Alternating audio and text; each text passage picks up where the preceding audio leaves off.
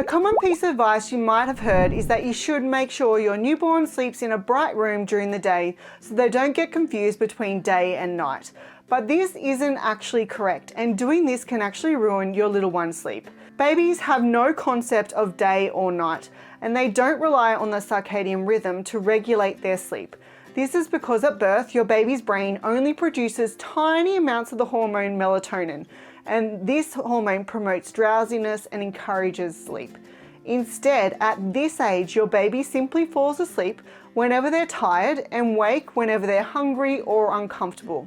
It isn't until around 4 to 6 months of age that your baby's circadian rhythm is mature enough so that they're actually producing enough melatonin for night and day to actually have an influence over their sleep patterns. Which is why it isn't until around 4 to 6 months of age that babies start to develop a more predictable sleep routine. Babies, including newborns, actually find the dark extremely comforting.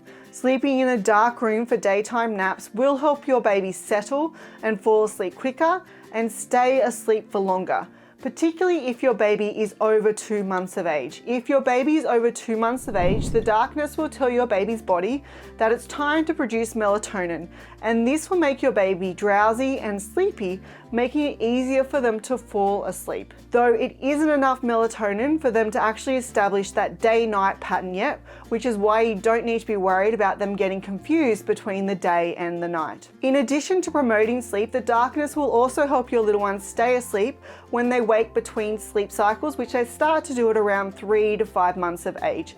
So daytime sleep cycles are only about 30 to 45 minutes, and your baby will actually wake briefly in between each sleep cycle. And the darkness helps to neutralize their surroundings and make it less interesting.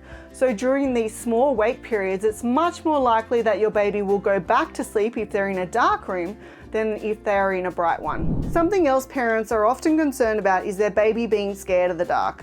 And a common response to this is to use a nightlight to brighten the room, which you can probably guess at this point actually has a negative effect on their baby's sleep. What's important to know is that babies are not yet developmentally capable of having a fear of the dark or having nightmares, and this is simply because children under the age of 2 years of age do not have the imagination to think that a shadowy monster could be lurking under their closet or under their bed. Also, they have just spent the best part of 9 months in almost complete darkness. If anything, darkness should be a comfort to them. And this is definitely true because with a young baby, if they're extremely distressed, as soon as you take them into a dark, quiet room, you will notice that they start to calm down. For these reasons, babies do not need night lights. Any light will actually be stimulating and can prevent them from falling asleep or staying asleep, so you should just avoid using them altogether. Another belief I hear all the time is that babies need to sleep in noisy, unpredictable locations in order for them to get used to sleeping in less than perfect environments. The idea is to make them more adaptable, but in reality, it doesn't work like that. Everyone, including babies, sleep best in a quiet environment. Babies, particularly newborns, spend a lot of time in light sleep, which basically means that they can be woken up from their sleep really easily. And in addition to that, up until 3 to 4 months of age, babies have a startle reflex, which is triggered when there is a loud, sudden noise. And activating their startle reflex will also wake them up. And on top of that, sometime between 3 to 5 months of age, your baby's sleep will mature and they will start to wake up between sleep cycles. So as you can see, it's very easy to wake a young baby up. Now, I know you might be thinking, oh, but my baby sleeps in a noisy environment all the time, or you've seen other babies doing this. But what you're actually seeing is a behavior known as habituating. And this is where the baby looks like they're asleep, but they are actually awake or in a light sleep state at best. And they're trying really, really hard to sleep, but they aren't getting that restful sleep that they need, which comes when they go through full sleep cycles.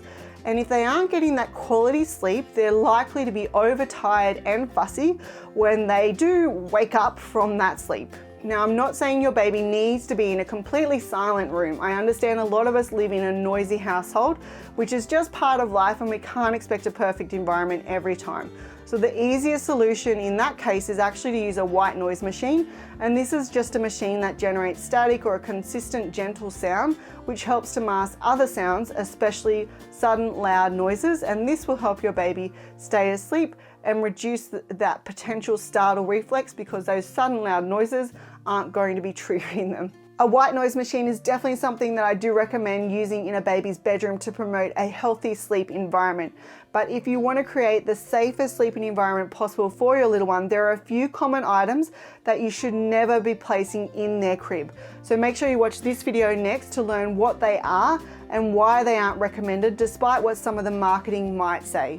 Thanks for watching, and I'll see you next week where I'll share more parenting tips and tricks.